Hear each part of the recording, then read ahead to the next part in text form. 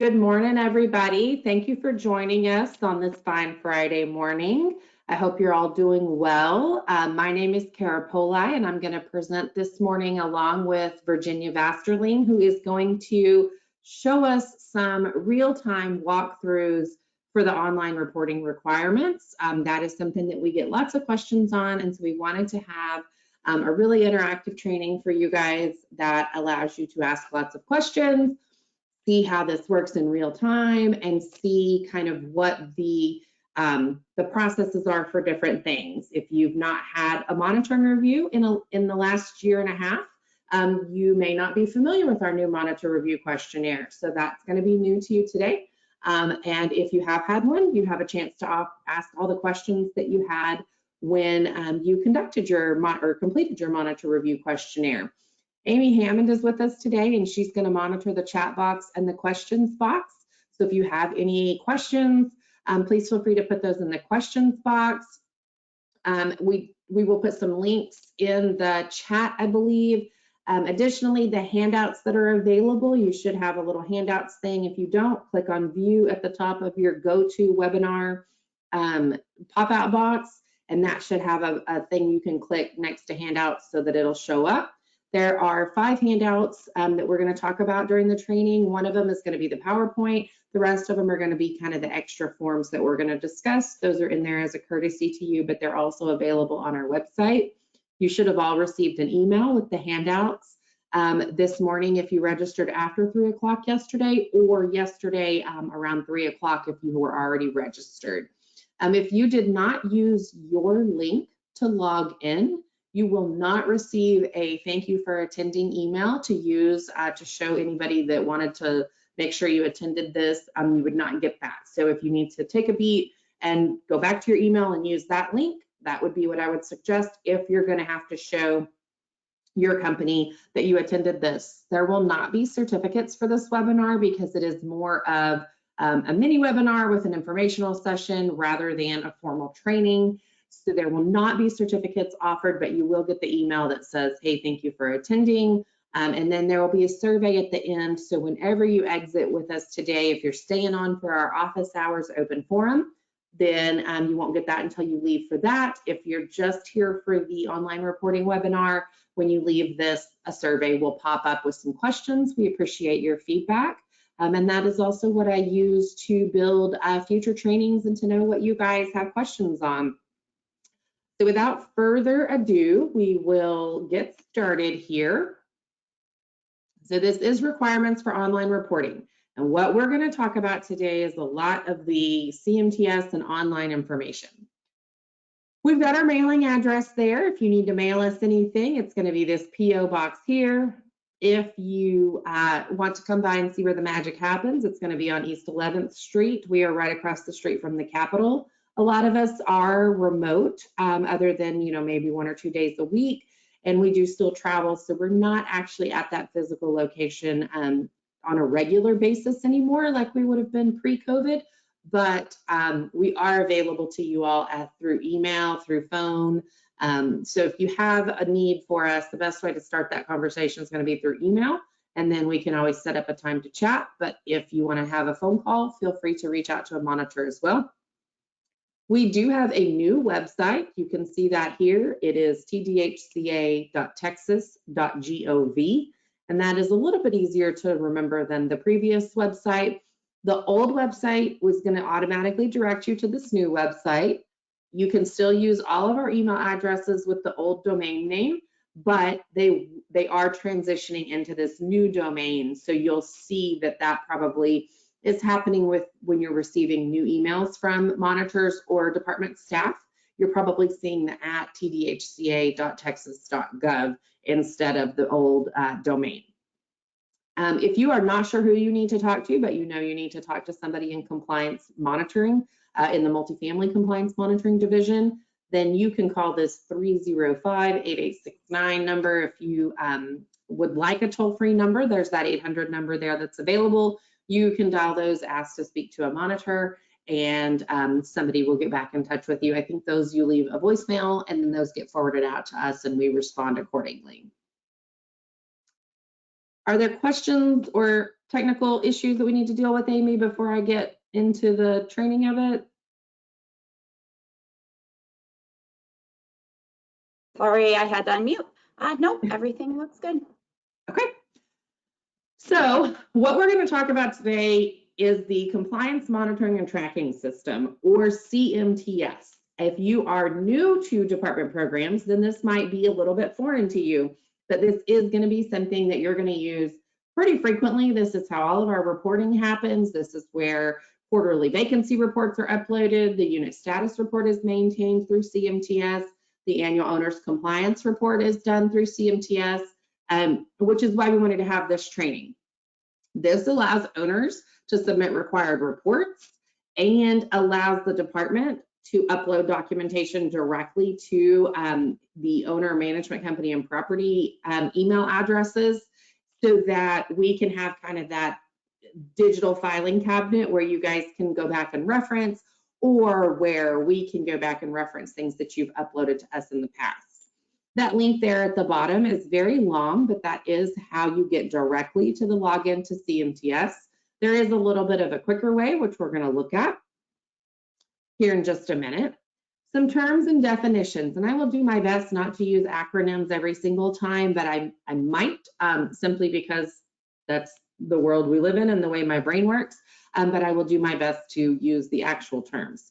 So the first one, like we just talked about, is the Compliance Monitoring and Tracking System. That's CMTS. The next one is the Unit Status Report, or the USR. Then you've got the Annual Owner's Compliance Report, or AOCR, and there's a couple of other acronyms that kind of go under that umbrella, but we'll talk about those a little bit later when we get into the Annual Owner's Compliance Reporting section. There's the Quarterly Vacancy Report, which is shorthanded as QVR. And then there's the Monitor Review Questionnaire, which is the MRQ. And I might refer to that one as just the questionnaire. So if you hear that, I'm talking about this Monitor Review Questionnaire, not a utility allowance questionnaire or a screening questionnaire or anything like that. We're talking about this one specifically today. So to get to CMTS from our new website, you will click on Programs, and then you will click on Compliance, and then it's going to take you to a website with a list of things, and you're going to click Online Reporting, and then you're going to see this pop up, and you're going to click Login to CMTS. And Virginia's going to show us kind of how some of these things work, so don't panic on me yet if you are not sure how to get here. So you'll click Login to CMTS, and it's going to take you to the same box that has been there previously, where you put your user ID and your password. And then you'll click Login. And if you're an admin or an owner, this is what you're going to see right up here at the top. You're going to have all the properties that you have access to there, and you are going to then want to click either the unit status report, or do you need to reset your manager's password? Do you need to upload household data or tenant data, or do you need to attach documentation to department staff? But for what we're talking about today, we're mostly going to focus on reporting, and then we'll have a few caveats, how to attach things, what to do if there are errors, that sort of thing. So for the reporting stuff in CMTS, you're going to click Unit Status Report, and then it's going to take you to this page with kind of this peach colored with the blue writing. At the top, you're going to click Submit Reports, and you're going to see some different information pop up. If you are a manager, you will have a limited view of CMTS. You will see your property. You'll still be able to do the unit status report. You'll be able to update contact information, which is really important, whether you're the admin or the owner or the manager. If the property information changes, maybe you're a new construction property and your address was the block of 15th and Park Avenue.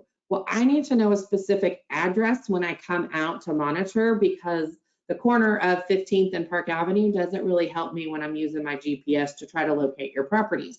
So be sure that when you get that physical address, you're updating it. If the property phone number changes or email address changes, this is where you're going to go to update that as well. So after you've clicked on the Submit Reports button, it's going to take you, oh, nope, this is back to property listings. We're going to kind of start back at the beginning. So you're going to click unit status report with whichever property that you are submitting for. So if you're doing your annual owner's compliance reports, you're going to want to kind of go through your list and do all those. If you've got a monitoring review or a physical inspection at a property, you're going to go to that specific property that has the required due dates. So you'll click unit status report, and then it's going to come here and you're going to click unit status reports at the top. You should see your property information here. After you click that unit status reports button, it's going to take you here. You can see that we've got quarterly vacancy reports listed here. We've got annual owner's compliance reports listed. So this is the unit status report that goes with those required items. If there was an on-site, you can see almost to the bottom of the page, about fifth one from the bottom, that there was an on-site.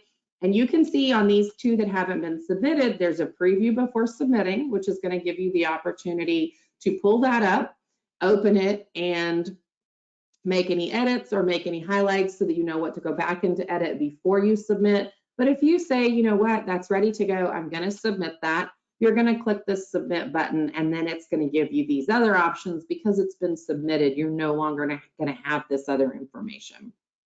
But if you need to do a monitor review questionnaire or a physical inspections questionnaire, you're going to need to scroll way, way down.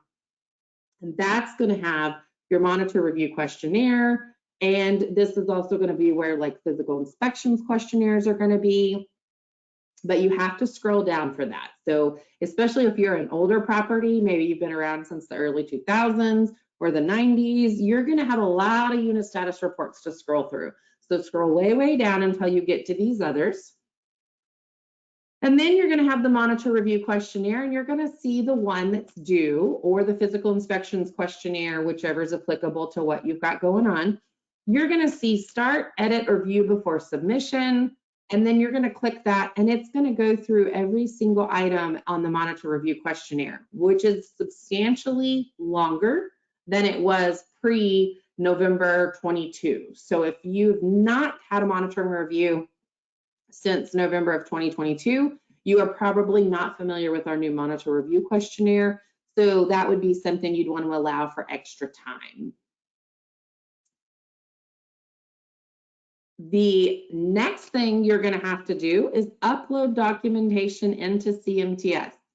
So if you are the property manager, you're only going to have your property, remember, but you can still upload attachments.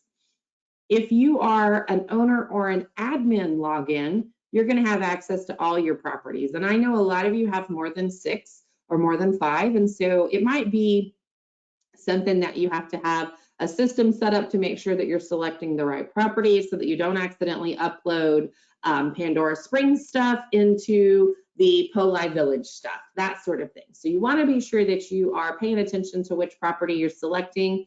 We don't get them a lot, but periodically we do get emails that say, hey, I uploaded that to the wrong property. Can you please fix that for me so that I can correct the upload? I apologize, my email's going off, but it's not letting me close it for some reason.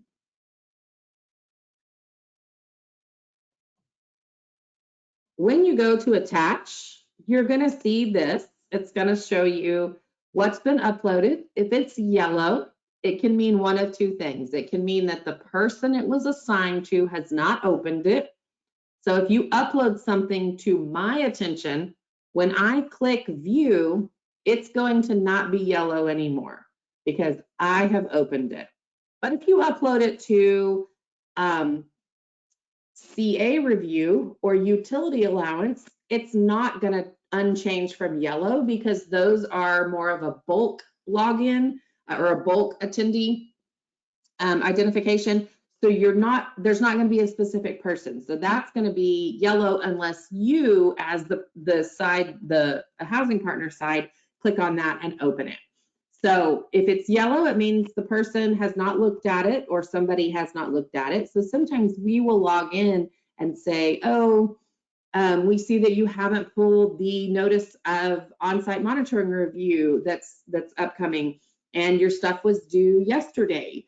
So that might be an instance where we reach out to you and we say, hey, we can see that this is still unread, but that's how we know that that's unread.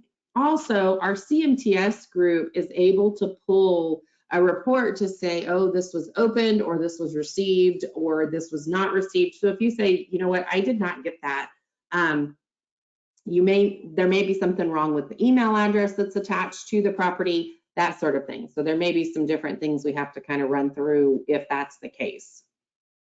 But I would encourage you to have either task your on-site managers with it, or somebody in the compliance division to keep an eye on this, check it weekly. If it's your on-site manager, they can log in every day and say, oh, there's something new. I know that was one of the things that I did when I was an on-site manager before I came to work for the department. And that's not a requirement, it's just a suggestion to have somebody kind of keeping an eye on CMTS so that the attachments don't get missed, just in case somebody's out on vacation, or there's an email address that didn't go through properly or something like that. The attachment system is used for a lot of purposes. There's a lot of divisions at the department that use this. We at the compliance division use it, physical inspections uses it, asset management, fair housing, complaints folks, the housing resource center might upload into this. It needs to be monitored. And also, if you get an upload from fair housing that says, hey, we really need to review your affirmative marketing plan or your written policies and procedures, treat that with the same attention and informational response that you would something from the compliance division or the physical inspections division or the asset management group. Those folks are doing what they are required to do by statute, and they are requesting those things. And if you do not comply with their request, it may be that you are cited for non-compliance. So that's going to be something you want to pay close attention to, and don't just say, oh, well, that wasn't from the compliance division. That doesn't have anything to do with monitoring reviews, so I don't really care about that. Care about it. Anything that's uploaded into CMTS, take a look at it. There's a reason it was uploaded. Maybe it's informational. Maybe it's a recorded land use restriction agreement. Maybe it's 8609. Maybe it's a utility allowance response, that sort of thing. But there's going to be a reason to look at the things that get uploaded into CMTS, and then reach out to the person that uploaded if you have questions. CMTS is a system that can only do what it can do. And while it's a helpful system and it really helps us to do our job, it also has some limitations. So in CMTS, you can only have 3 email addresses that are notified when something is uploaded. That's going to be the property manager email, the management group email, and the ownership email. And a lot of folks say, well, Kara, we need to have 7 people on our compliance group notified when something's uploaded. So what you might want to consider doing, and you'll have to get with your IT group through your company for this. We do not do this. This is something that we know that companies do, but we don't have any specific how-tos on this. You may want to set up like an umbrella email address where it's like compliance at your property management or ownership firm domain, and then you've got several email addresses under that. Your IT division should be able to help with that. You may be able to find information online on your search engine, or if on the YouTube, to see if that is something that is easy enough to set up for you, if that's something that you're interested in. I would encourage you, even if you're a small group or a small ownership firm, that you still have somebody other than just one person listed in CMTS. Have a property email address that has folks that attend to that one. Have the ownership email, and then have somebody that's tasked as maybe the management company, even if the owner and management company are the same. Have 2 different people listed there so that there is not a chance, or less of a chance, when somebody's on vacation or somebody's out sick, that stuff gets missed when it's uploaded into CMTS. The notification email, when we upload something into CMTS, it is going to give you this email. It's going to say that a new attachment was added by TDHCA staff. It's going to tell you the date and time.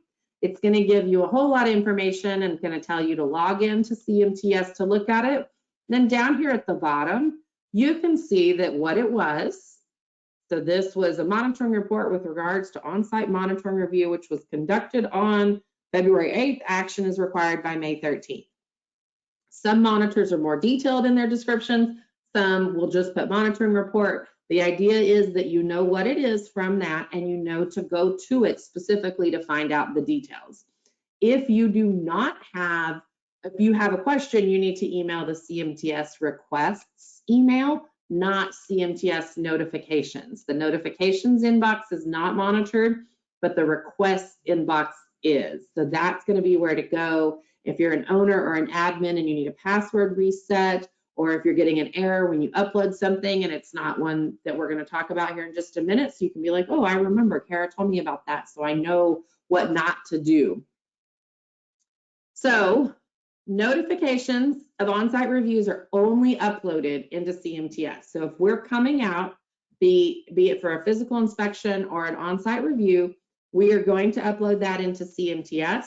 We are not going to send you an email. We are not going to call, and we are not going to mail a formal letter. CMTS is our mode of communication with the ownership and management group and property. Management should be checking CMTS attachments regularly, like we talked about. You want to make sure that you've got somebody tasked with that you're checking those email addresses, updating them when necessary. I know there was 1 month where almost every single notification I uploaded had an email address that was no good. One of them, the name was spelled wrong. One of them, the person was no longer there. One of them had been a management company change. There were several different reasons, but there was something with almost every property. Management needs to receive the automated email app notices, but so does the owner. So as an owner, or as a management company, don't let the owner say, well, I don't want to see any of that. Y'all get it. The owner is the one who is ultimately responsible for compliance. So they need to be aware when something's uploaded it, because they are going to be the ones who are called to an enforcement meeting if a deadline is not met or if non-compliance is cited and not corrected. They are going to be the ones who are responsible for the compliance side of everything. Virginia, do we want to talk through or have you show us what we've done so far, and then kind of get into the next chunk of the webinar? I can do that. All right, I'm going to make you a presenter so you can share your screen.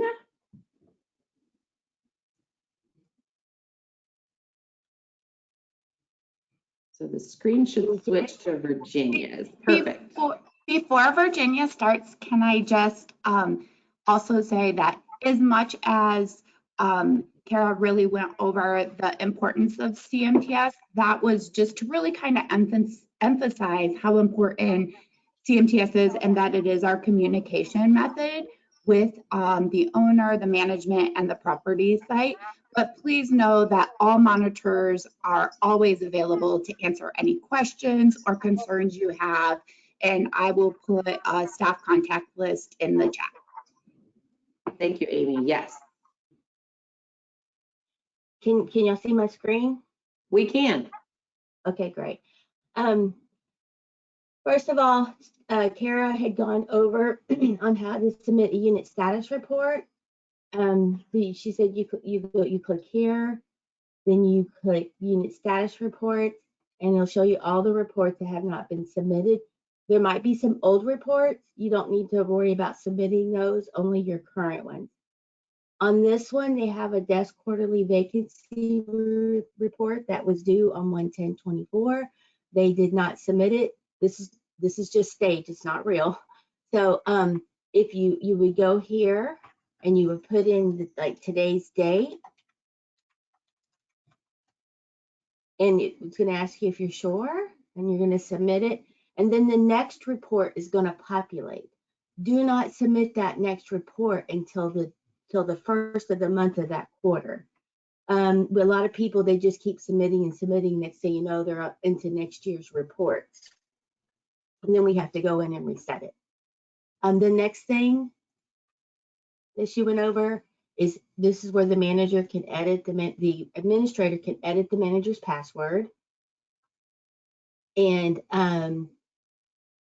this report button will show you all of the annual owner's compliance reports that were done, and you can either access the AOCR from here or from here. And we'll go over this later, right, Kara? Yes, that is correct. And the administrator can update. Oh, did you go over the contact information? I Yeah. did, but I think it's good to Okay. show that as well, so Okay. they can see kind of what is available there. So they can update the property information, the management information. The owner information they can update is just the contact person. They cannot change the owner name. That will be done by our asset management division. They can update the hub, the nonprofit, and they can retrieve ownership changes. This is a form that they would go to CMTS to get if there's an ownership change. Where did it go? Oops. Uh-oh. Yeah, I lost it. Oh, there it is. Okay. And I believe that is it for now. Yeah, I think that's all we really talked about. Can you click back on unit status report, Virginia, and we can kind of look and show them how far you have to scroll for the monitor review questionnaire and the physical inspection. So see, guys, it's a long ways down there. So A lot of people miss that. here, So I can show you. Virginia, we have a question. Okay. And the question is, if we have 3 properties in a phase and only 2 properties show that quarterly vacancy reports, should we be looking into why the third doesn't have one? I'm guessing that's not triggered. Or are there incidents where quarterly vacancy reporting isn't required? Everybody's required to submit a quarterly vacancy report. If you do not have one, you need to email CMTS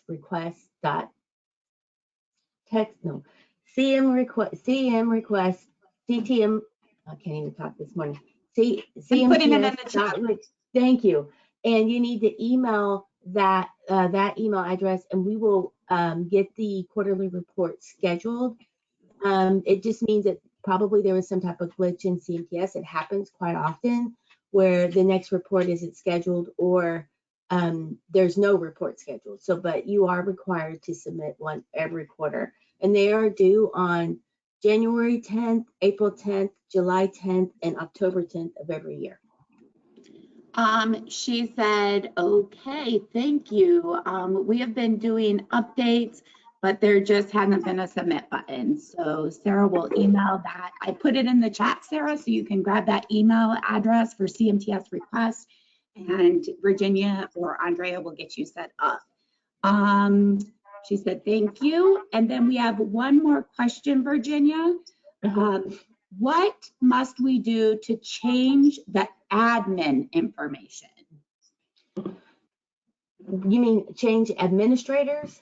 Is that what she? I think that was the question. So what you're going to do is you're going to go to TDHCA.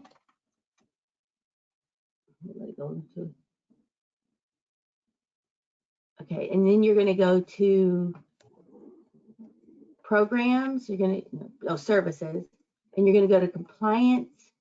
And when you go to online reporting, there are forms there. There's a form to set up to report online, and this is the CMTS filing agreement.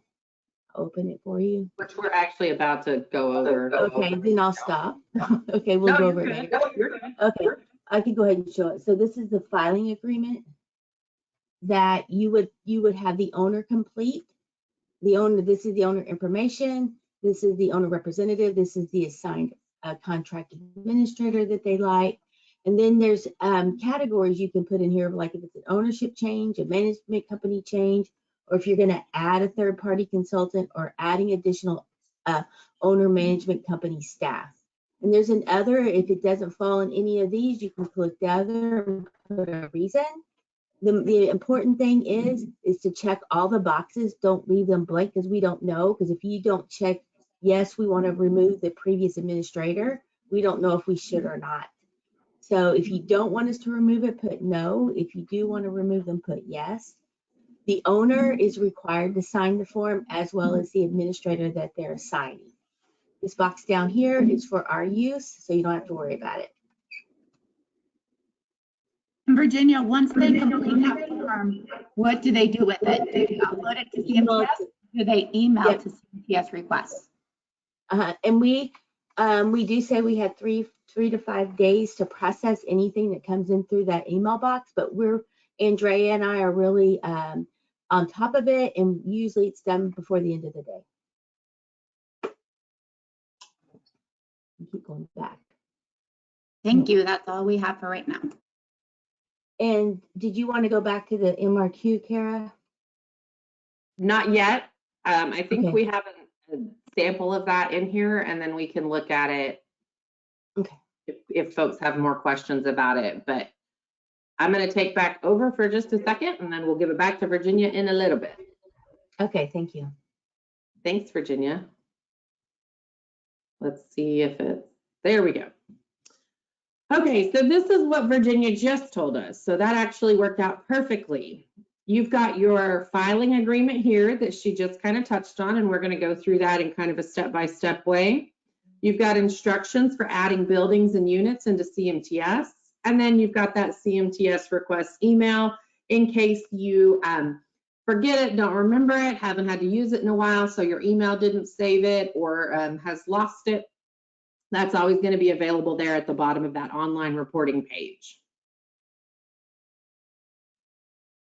So to set up to report online, like Virginia was just talking about, you're going to use the CMTS filing agreement. You may also need the instructions on adding buildings and units in CMTS. Once you fill out that filing agreement, you're going to submit it to the CMTS requests email, and they'll process it and send an administrator of accounts ID and password. Unless you're an existing administrator, and then they'll add you to that property, I believe is how that process goes.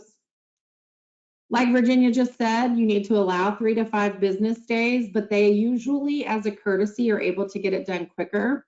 But please, if you don't get an immediate response, understand that we do have those 3 to 5 business days. Sometimes they're on travel, sometimes people get sick, sometimes workloads change, and they're not able to get to it that same day, so they might have to get to it in the morning. But they do try to keep an eye on that and get to that quickly. There's also going to be, under the CMTS user guidelines and resources, the unit upload instructions and specification. That is offered as a courtesy. That is not something that we really do technical assistance with. So if that doesn't work, we're going to look at that in just a second. That is going to be something that you would need to get with your help desk or your IT department to kind of help with that.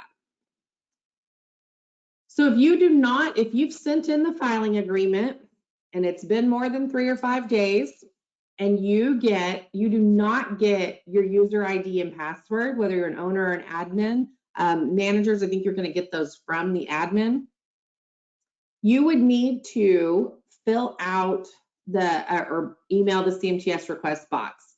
But if you have not sent in the filing agreement, then don't email them and say, hey, why don't I have this? They're going to respond with, well, you need to fill this out and have the owner sign it and then send that back to us.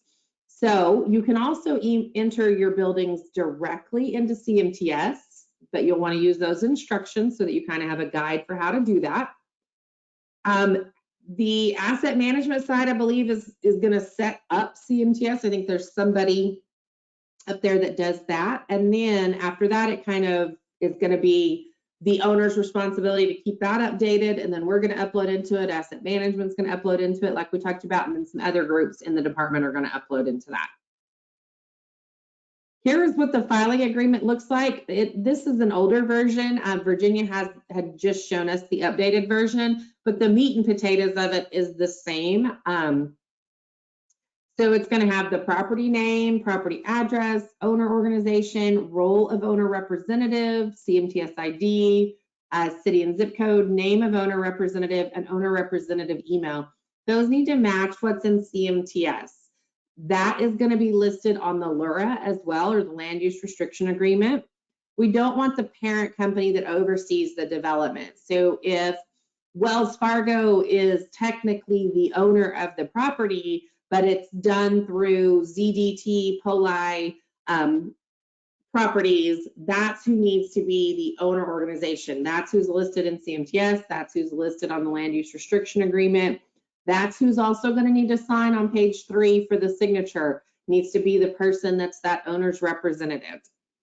And we're going to kind of cross-check that with the property information to make sure that we're not, I'm not sure that anybody would, but we would check that to make sure that nobody is trying to pretend to be an owner and gain access to a CMTS that they should not necessarily have access to. The next thing is where the owner's representative is going to list their name. They're going to designate the person as the administrator of the accounts. There's going to be a place for the contact name, email, and the organization. So if you are with Hammond Management Group, it would need to say, you know, Amy Hammond, her email address, and then Hammond Management Group. And then as the owner has designated that person, that's who's going to get set up with an administrator of accounts, ID and password. We need to know the effective date of the change. So if that's not going to take effect until May 1st, maybe you know there's a management company change, or you know somebody's leaving and somebody new's coming on, that sort of a thing. We're not going to make that effective until that effective date. So we don't want somebody having access before they should have access, and we also don't want somebody retaining access after they should not have access. So that's going to be where updating this information is really, really helpful. So the person that you're listing is going to have access to complete all the reporting. So that is another reason to make sure that you know the effective date and you use the appropriate effective date, because you may miss a due date if you have somebody that leaves, you don't get a new person added for a couple of weeks and stuff falls through the cracks. That could potentially create a problem for the owner or for the property that is, you know, could have easily been fixed by not having that gap in administrator accounts. The next thing is you're going to check the reason. Was there an ownership change? Was it a management company change? Third-party consultant, adding a secondary management company contact, or another reason. Virginia can correct me if I'm wrong. I'm not sure that we necessarily question those reasons. We just want to be able to know why we're adding somebody new, so that we can kind of have that as backup for why we've done this in case it comes back and somebody questions it. Then you're going to tell us, are they already an administrator of accounts? You know, if it's Hammond Management Company and they're managing 17 other properties, then they probably already are set up in CMTS. So you would say yes, and you would enter the username there so that Amy doesn't have 4 different usernames to manage. She just has the one. But if it's a new management company or a new consultant or a new administrator of accounts, then you're going to say no, so that we can then assign them an admin account name and account ID and password. If you want an owner login, you can request one here. If you don't want one, then you can say no. We would encourage you to have one as an owner, but it is not required.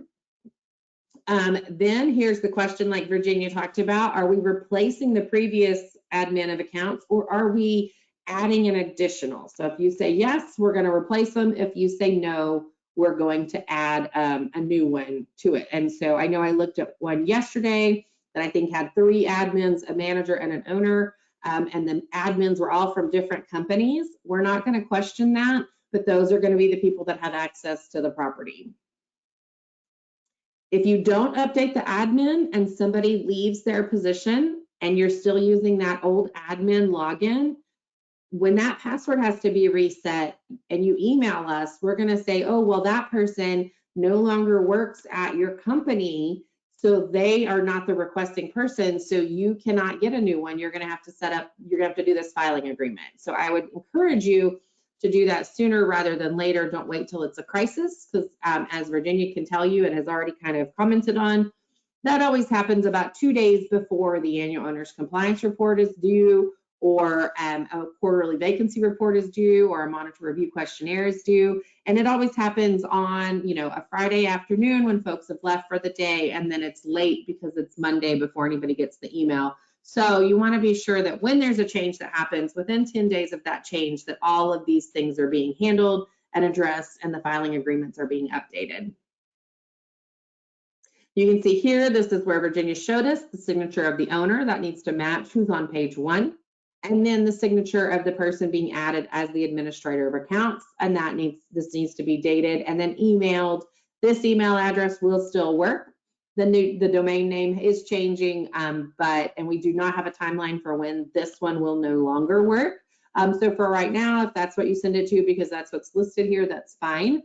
But you do want to make a mental note that it is now tdhca.texas.gov, like Amy has put in the chat for us. The unsigned forms are not going to be processed. They're going to be returned for corrections, and that might delay the process. So you want to make sure that these are completed entirely, go through them, double check them. You know, they're an important document. There's a reason for the different questions. There's a reason for the signatures. Those need to be there for us to be able to process it. So you're going to want to be sure that these are signed before you send them to us. Virginia, do you have anything you want to add on the filing agreement? I do. Okay. If a management company changes and you have 30 properties, we usually require you submit one filing agreement for each property. If you have that many properties, you can do, and they're with the same owner, you can do one filing agreement and do an attachment and list the property information on the attachment. But the owner also must sign the attachment. And we're allowing this for 10 or more properties. That's good to know. Thank you.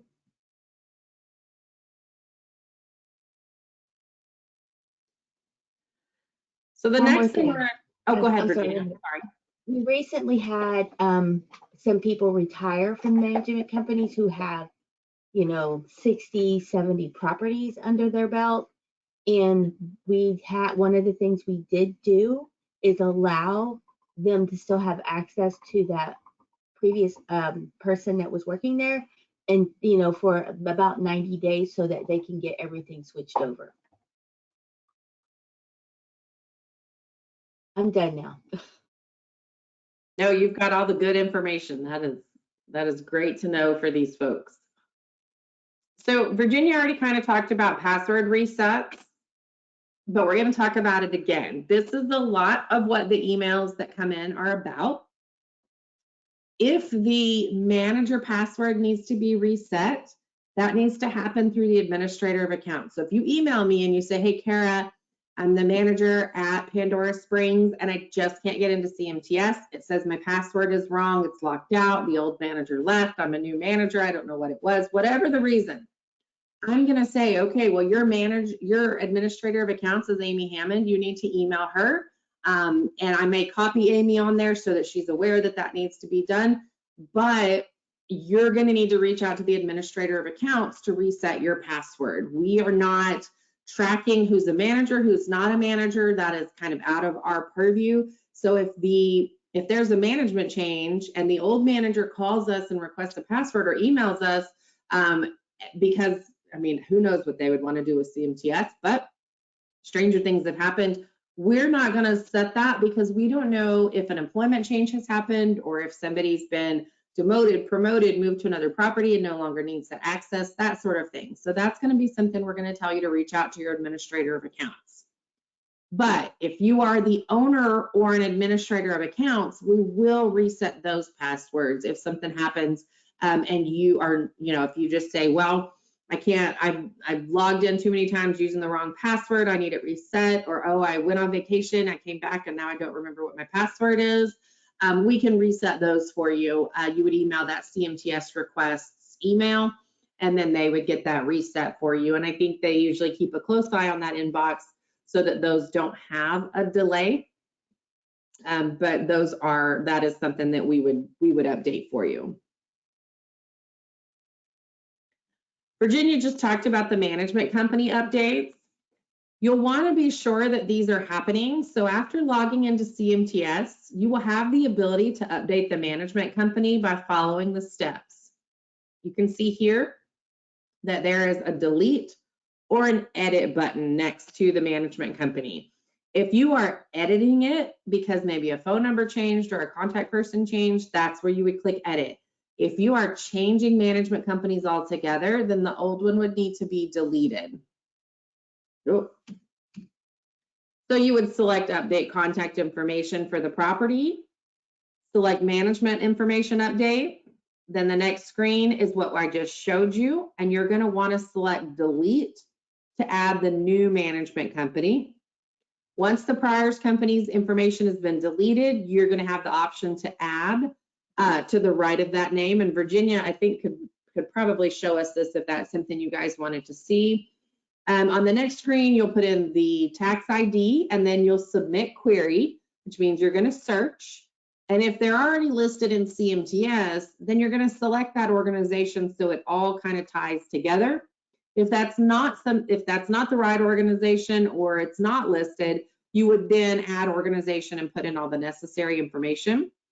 Failure to delete the prior management company is going to cause errors in CMTS and will not update the management company as desired. So I think that's one of the reasons we have lots of errors that come up when folks don't delete first and then add or select an existing management company.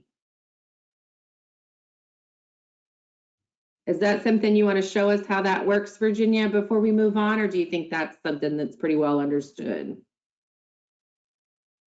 You covered it really well. Okay, perfect.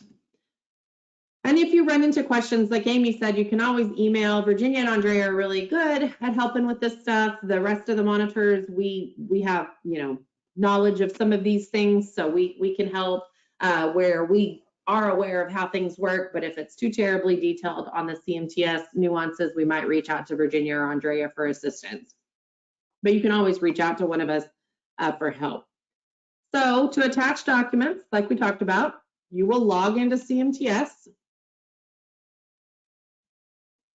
And then there's a document, and this is also in your handout and in the handout section of the go-to platform. You will, if you are not sure how to attach them, if this is your first time, this is going to be a great resource. And it's going to be a paper that looks like this. It's going to tell you how to log into CMTS, where to go, kind of the same thing we talked about here earlier today. But you want to be sure that everything's entered correctly into CMTS so that you can know what was uploaded, that the details, some uploads like a utility allowance have to have details in the upload description. Some don't. You can just put corrective action submission or whatever the case may be. And you want to be sure that the contact information is properly entered into CMTS so that the right people are notified when something is uploaded. So when we get notified when something's uploaded into CMTS that we uploaded, you're going to get notified that we uploaded something.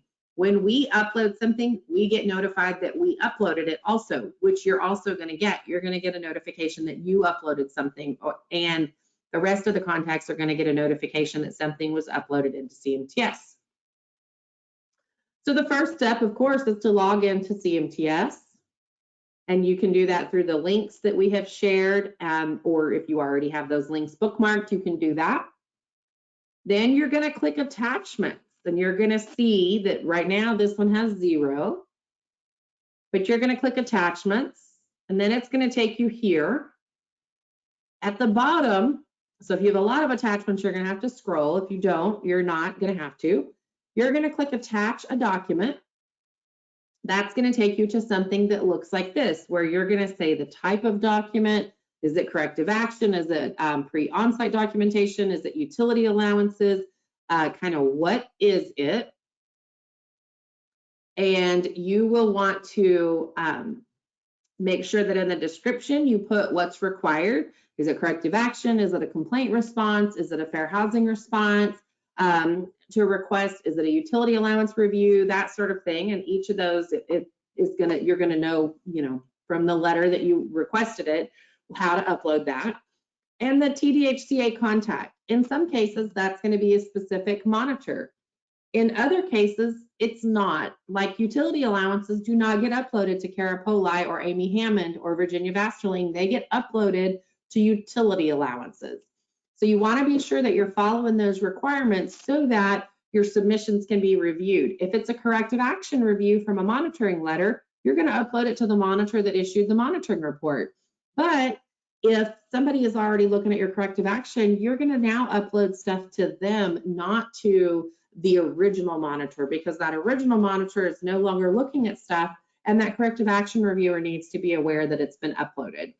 Same thing with fair housing. They're going to tell you how to upload that, whose attention to upload that to. You're going to want to follow that so that they know you submitted corrected affirmative marketing plans or written policies and procedures or whatever they requested. You're then going to click browse, and it's going to take you to a file box so that you can select your item, and you're going to upload that. And then you're going to say save. The maximum file size is now 15, not 10 megabytes. Once that's done, you will be taken back to the list of attachments. And if you say, oh, wait, I've got to make another update, I'm not ready, you can return to the list of document attachments there. So here's the drop-down menu to tell you what it is. I think there's even some more that have been added to this.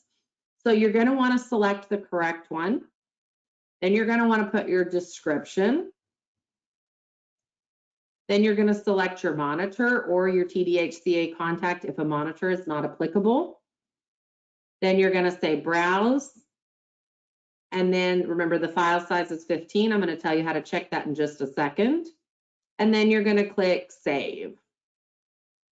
So for example, here's the utility allowance one.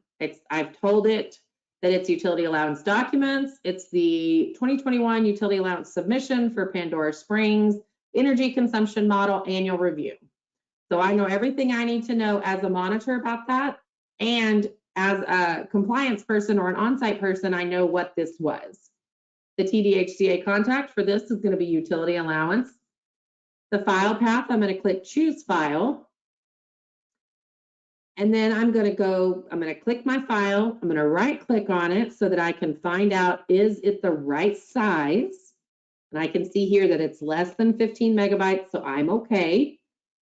So you'll right click and then you'll do properties down here at the bottom, and then this little box will pop up. And that's going to tell you right there in the middle what the size of it is.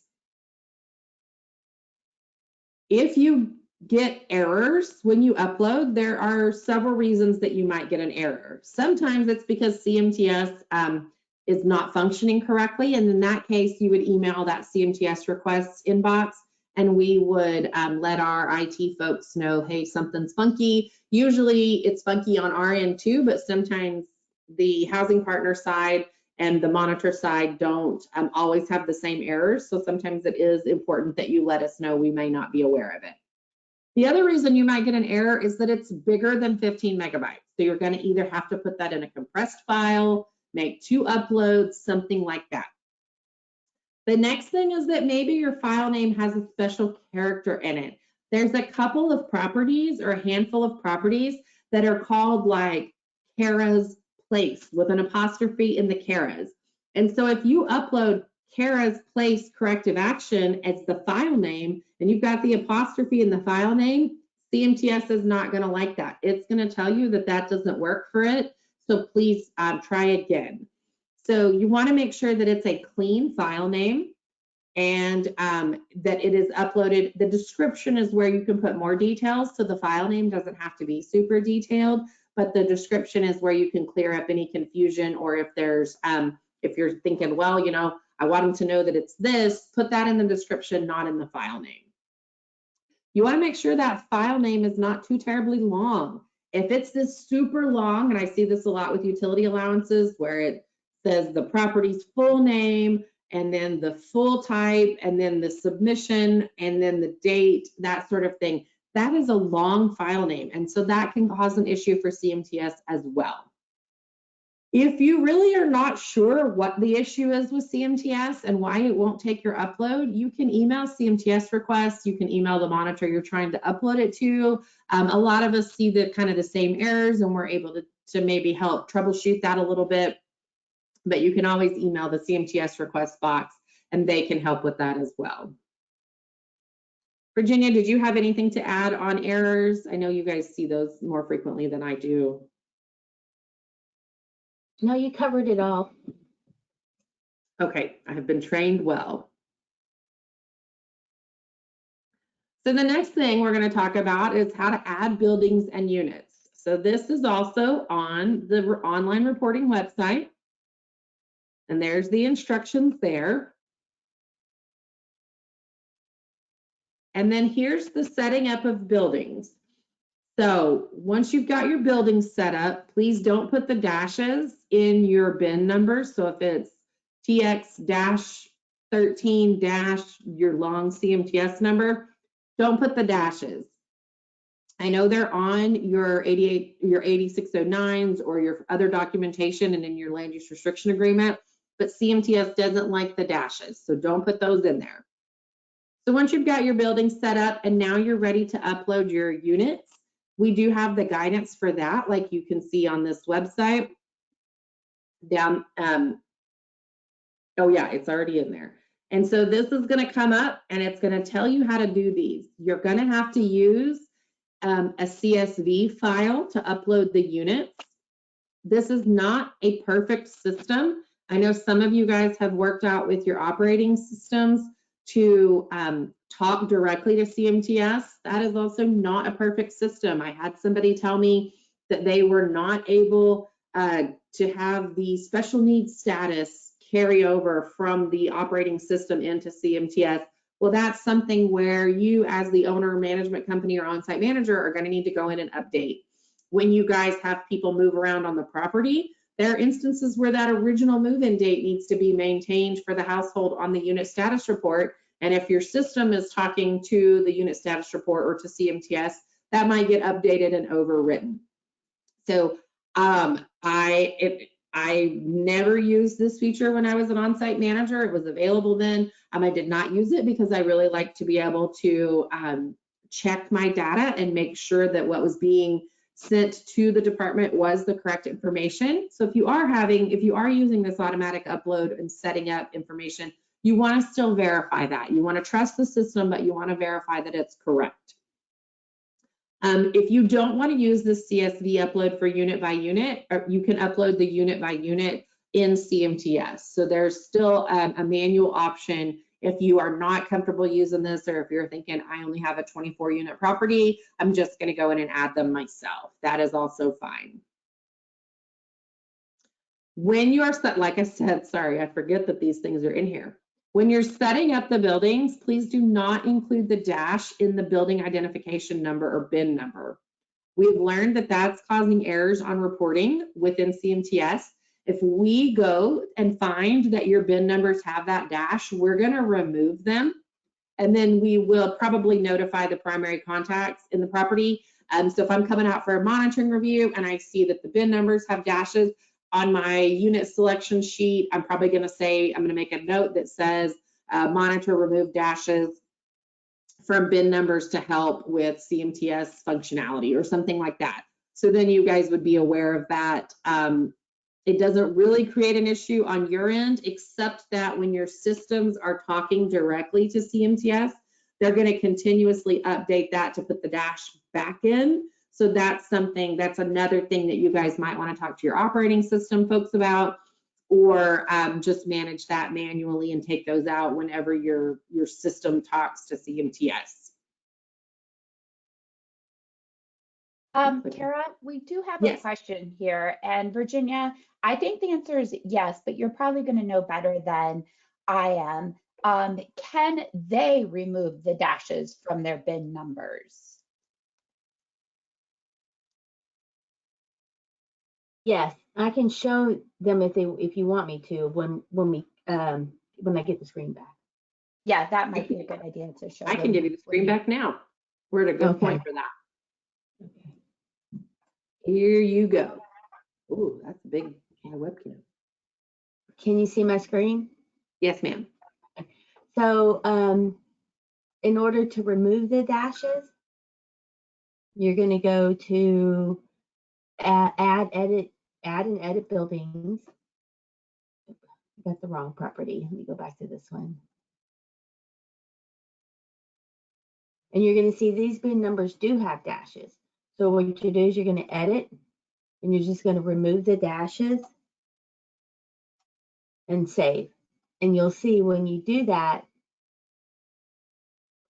go back to buildings, and you'll see that the dashes have been removed. You can do that. Also, you can add additional buildings here if you need to. Say you have a new phase that comes online, and we've been having a lot of properties where the property across the street now is owned by the owner, and he wants to do an ACK rehab on both properties. So so you'll have to go in to your existing property, and you can add bins here, and you can add units as well. Okay. Anything else y'all want me to go through? That is all that they have right now. Thank you, Virginia. You're welcome. Virginia, are you able to show us how to put the data in the unit status report? Oh, yes, here, okay. Okay. So While here we're you would in go, here. right, add and edit units. These units are already here, but you could go to the bottom and you say it was blank, and you would add the unit, and it's going to pop up, and you're going to have to add in the building ID number, the unit type, unit number, the designation if it's a home, and I don't know about the total cost. I haven't really seen anything with that in there. And then you would hit save, and it says make sure I didn't do it. But when you do it, it would come up with like something like this. Oops, I can't edit that. I don't know how y'all enter. Okay. Oh, you have to go up and down. So you can add buildings here. And here it says add many. So if you have a whole bunch, you can just go in here and select the unit type once you have your unit type set up, and you can add the units this way.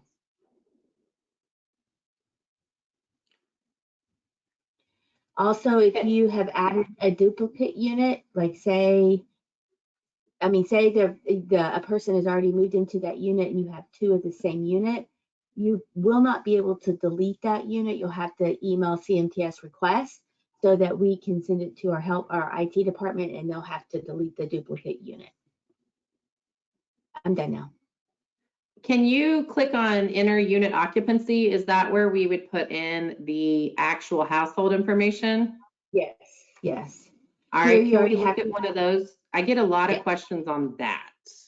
Okay, here you have the units already set up, and this happens to be a tax credit program. So this is a market, oh, it's home too. Okay, this is a home and tax credit property, and so you would enter in the move-in date.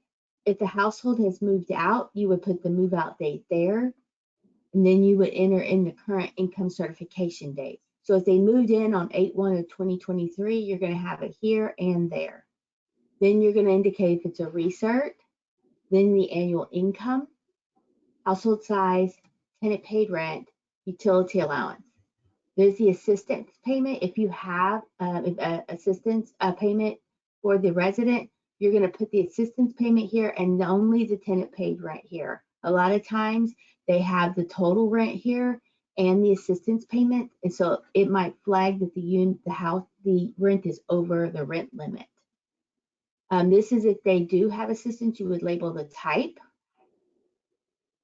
And then this is for qualified populations. It's for a whole nother program. I'm not going to go through that. Then if you have multiple programs, you're going to put the designation for the income and the rent. And if you same for bond, for any program, you're going to put both the income limit and the rent limit.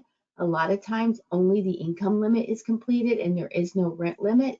And so for like home, you may have a 50% household, but they may be allowed to have an 80% rent. So if you only put 50, we don't know what this rent is, what the designation is. And then down here, if it's an accessible unit, it'll say, and then this is where you enter in the tenant information. So you're gonna put in here their name, if they're the head of household, their ethnicity, their date of birth, if they're disabled, if they're a full-time student. The last 4 digits of the social security number is very important because you see that 0 there where it's 0610. If you're going to use a CSV file, you need to make sure that all 4 digits show up in that social security number area. A lot of the errors come from that it's only showing a 3-digit social security number on there, and because the 0 is omitted because it's not pulling over correctly. So you would need to highlight the column and make sure that there are 4 numbers in that field all the time. If you're familiar with Excel, you would highlight the column, right click, and then you would go to format cells, and then you would go to where it pulls up, it'll pull up stuff like, here, let me show you. No, I don't want to show you that one. It would pull up a list of stuff, and you're going to hit general, and then in the box, you're going to type 4 zeros and save. And then it's going to add that 0 to there. So when you upload it, it will not kick back an error. We have 2 questions here. The first one is, which fields are required to be completed for market units? Okay, so I'll go down here. Up here. Okay, so we'll go here. So if it's a market household, you're going to put the move-in date, the and designate as market. You'll put the house. I think you put the household size, and you don't have to put anything else. So it's just going to be the move-in date. So what we do is new household member, and the move-in date was 3-10-2024. Then you're going to come here and put it as a market and a market, and then you're going to save. And that, oh, there it is. It tells you tenant. Oh, so you do have to put the tenant paid rent. So if you don't put enough information in, it's going to tell you exactly up here what you need to add in. So we would have to add in the number of the tenant paid rent field. So we put 0. Enter in a whole number for the household size. I thought that had to be. So we'll put 1. And then enter in the annual income, and you're going to put 0 because it's a market. And then the total sum for the tenant paid rent. And I think that's it right there. So then you're going to save. And I don't know what the total sum for the tenant paid rent is. I think you have to put their rent, even if it's like $1, Okay. and then you put 0 for utility allowance. Okay, there it goes. Okay. Yeah, So yeah, you have to put, you do have to put in an amount for the rent. So that's all. I mean, and I've seen zeros though, so I don't know why it made me do that. Yeah, I don't know. And then you would also have to enter at least the head of household. I know that from when I was on site. Right, you do have to at least put that in. Right, you'd have to put in the head of household. Good news is it's going to give you an error if you don't put the right stuff in, so you're going to easily know what you need to add. Right, and then relation, you'll be head of household, and ethnicity did not. It says the tenant did not respond. Let's see. Oops, we don't want to do that. Okay, and then if you're disabled or not, you're a full-time student, and then the last 4 digits of the social security number is, and then your race, the tenant did not respond. And if there's multiple races you have, then you could put those in there and you save it. And then when you go back to, you'll see the information is down here. So now you're able to save it, and whereas before it said there was an error. Right. Yeah, I would save and exit, and then I'm, go back to the unit status report. I don't know which one. Okay, next question is, the occupancy updates all need to be manually entered, correct? There isn't a report upload like a XML that would do a bulk update all at once. So yeah, are they talking about doing the data upload this here? I think they're talking about what you just did, the occupancy updates. Oh, down at the bottom. Oh, okay. All right, let me get there. Like what you just did, what you were just showing, like. Oh, this here. This right here? Like they're asking what you just did when you entered in a household information. Is there a bulk upload that they could do for that? Or do they have to go in and enter each one individually? So there is, when you do the upload, you do it for the units and there's a separate one for the tenant data. So you're going to upload 2 reports if you're pulling it from your software. So it's similar to this report, and I can show them one if you want me to, Amy. It's totally up to you, Virginia.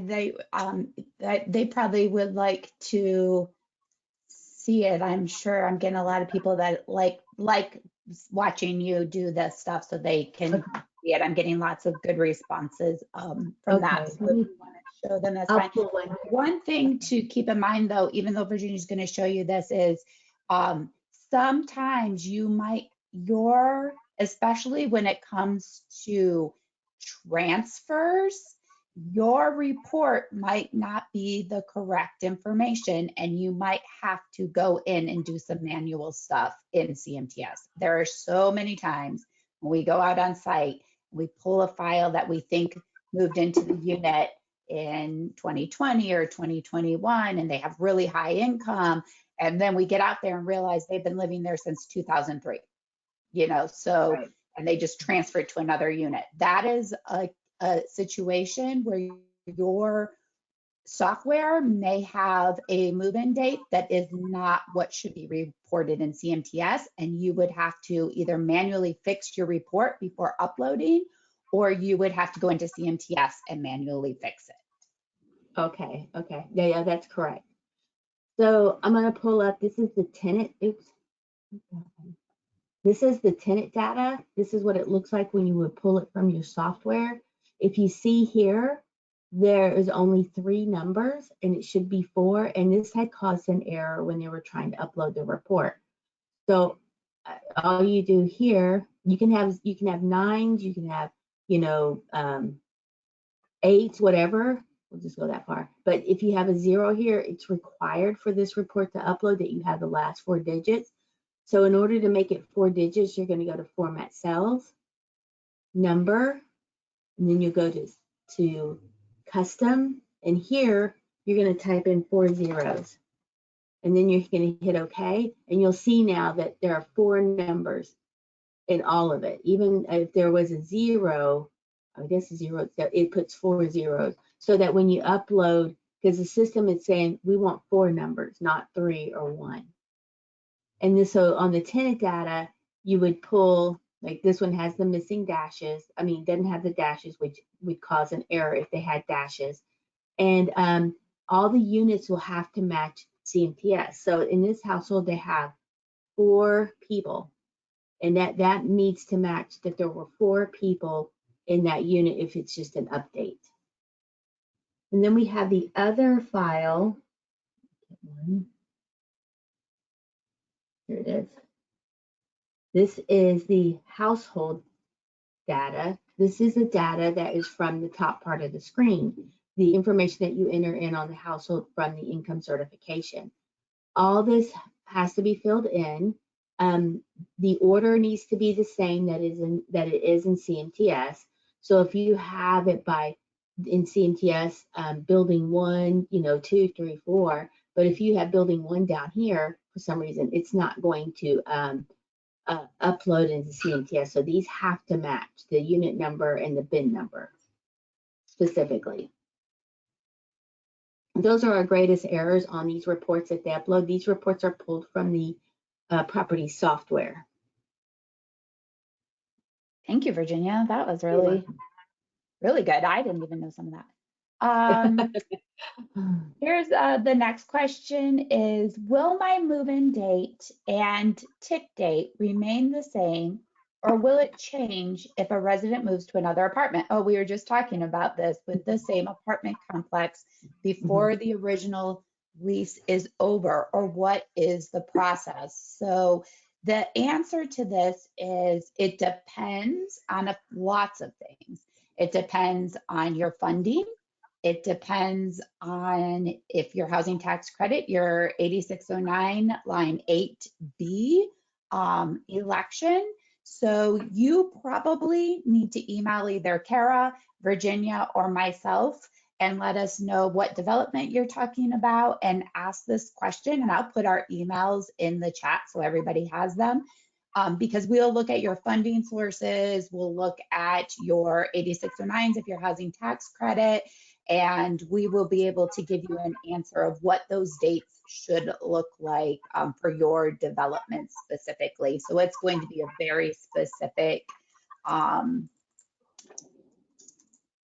answer. So we would need to definitely look at that specifically. So the next one is, oh, someone was saying you either have to enter a rent amount or a utility amount. They both can't be zeros. That was the issue on when you were Oh, entering I see. Okay. the thing. Someone has done CMTS enough that they know that. Yeah, there it went. This one says, does the tick date stay the same consistently, or does it change based on when a renewal or a certification is done? Frequent issues I have previously come by was when a tenant refused to be compliant or had an issue coming into the office during office hours with documents. I need some clarification. So your tick date will stay whatever the current tick date is until they have completed an annual data collection or AEC or a new renewal, or you've done a full recert and you have a new tick. So do not change that date until you have an executed new income tick or annual data collection, or if you also are layered with HUD or RD, we accept those certifications as well. And so as soon as you get a new one executed, that's when you should change your tick date on that. Can I say something real quick? Sure. So if you have a household that moves out, one of the things we see is they all you have to do is put the move out date. You don't go and blank out everything in here, because we want to see the information from the previous. And if you're 100% low income and you have a AEC or a recertification that's been completed, the only thing you're going to do is change the tick date, the rent amount. Do not change the income, because if you for some reason ask for their income, you put it in there and it's over, we're going to pull it because we're going to think, was that the income that they moved in on? And Virginia, you just answered the next question. That was the next question. Do we, if we do AACs, do we update the incomes? Good job, Virginia. Yeah, thank you. I don't really understand this question. Maybe one of you do. And the asker, you might have to give us a little more clarification if we don't get it. This is the first time taking this webinar. Well, welcome. I'm glad that you're here. The date that goes in for the building, are we only listing housing residents? You mean like people, I don't understand what, you want all residents that are in your building should be reflected on your unit status report. And if that does not answer your question, if you could give us a little more clarity on that, we will dive deeper. But that gets us caught up on questions.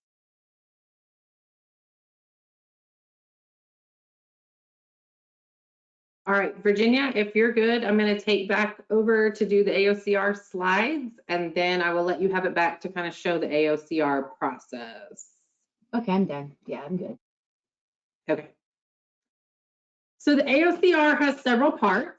There's part A, which is the owner's certification of program compliance. Part B is the unit status report. Part C is housing for persons with disabilities report. Part D is only going to be for bond developments, and that's going to be the form 8703. If you are not sure if you need to submit that form, please go ahead and submit it. We do have a monitor that helps with that. And so if you are a bond property, you have probably heard from Charles, and he can help with some of that as well. And then the last part of the annual reporting is the owner's financial certification. The next piece is the quarterly vacancy report that's due, which we have talked about. Those are due on the 10th of January, 10th of April, 10th of July, and 10th of October. So April 10th was 2 days ago. Hopefully everybody on this webinar already submitted their report. If you didn't, you should now have the information you need to be able to go in and do that. If any of those dates if the 10th falls on like a Saturday, then we would expect to see it due by Monday. But the annual owner's compliance report is due April 30th. If that falls on a Saturday, it does not change the due date. It is still due by April 30th. So the reporting we've kind of already talked about for the quarterly vacancy reports. If you're not seeing those populated correctly or at all, please email the CMTS request box and they can get that triggered for you so that it'll show up like it's supposed to. So again, you will log into CMTS. Can I say one thing really quick? Yes. Kara? Yes. So sometimes you'll see a quarterly vacancy report dated like 7/28/2023 or and then the next one will be 10/28/2023. Those are incorrect. That is an incorrect reporting cycle. You need to email CMTS request so that we can correct it where it says the reporting cycle is on 1/10, 4/10, 7/10, and 10/10. Yes, thank you. And sometimes we catch that as monitors, but we don't always. So we appreciate it when you guys let us know that there's an error. So the annual owner's compliance report has a section on our website so that you can go through and have kind of a little reminder of everything that's due. And then there's the links there at the bottom. And then there's a little cheat sheet that we update every year. And so the 2023 cheat sheet, which that report is due at the end of April. So that's kind of why we chose to do the online reporting webinar right now, so that you guys would have a chance to ask those questions before the April 30th due date. You're going to see it here where it's got, like Virginia showed us a little bit ago, annual owner's compliance reports here. You can also get to it through the other avenue. I think it was reporting that she showed us. But you're probably going to want to use the annual owner's compliance report. I think that's what most people do. That's going to pull up all of these. So you're going to see where it says start new report, edit or view before submission. So that's going to be the information you're going to want to click. And I think Virginia's going to walk us through that as well.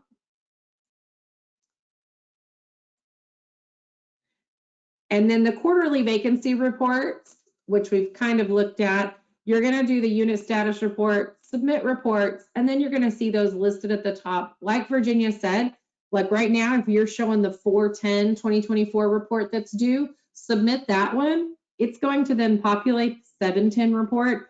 Don't submit the 7/10 report until July, because we don't want to get so far ahead. We've got some folks that have submitted all the way through 2026 because they kept seeing submit, submit, submit, and didn't pay attention to the date over here. And in an effort to not have unsubmitted reports, they submitted way in advance.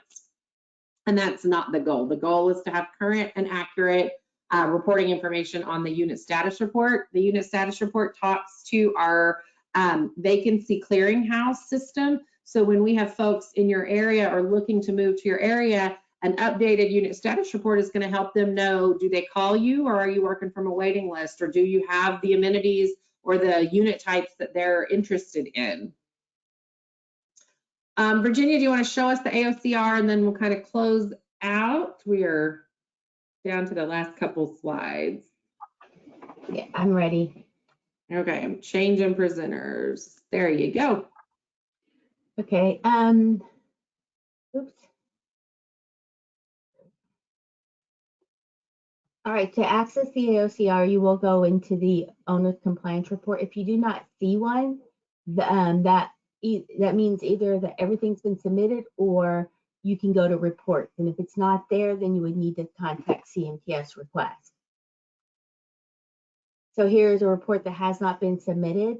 The first thing you're going to do is start new report. And then this information is going to pop up. And it's going to ask for the property's physical address, which this stuff needs to be edited. So you would edit. No, I guess that's just the property name.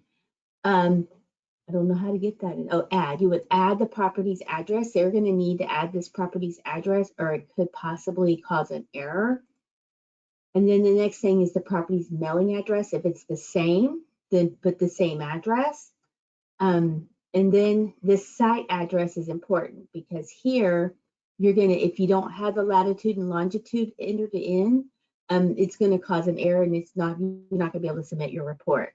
So you would add it here, and then you would get the information. And we do have instructions on our website, right, Kara, for how to do the latitude and longitude? I think so. If not, they can email one of us and we can get them those instructions. Right. So then you would make sure those are entered in, because if they're not, you can't submit your report. And then all the information for the businesses need to be added here. If it's not current, you can delete it. But where's the add button? I don't know. Okay. I guess you have to leave them there. Okay, then the next thing is the management update. This is the management company.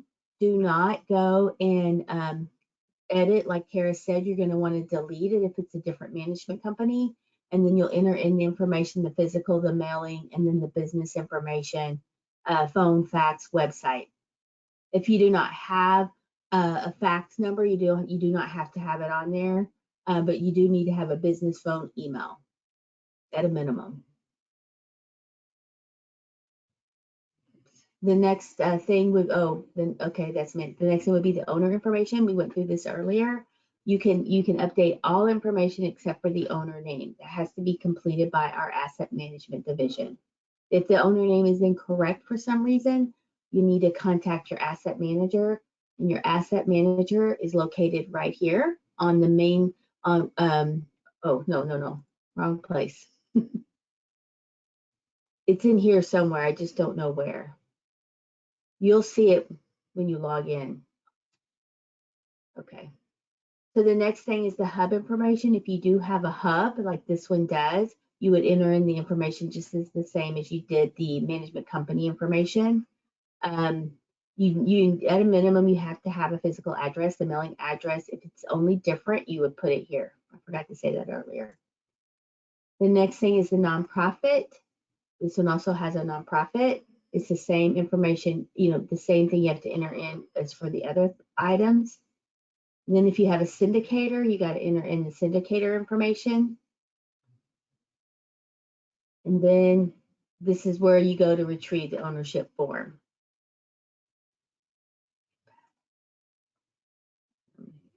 Here.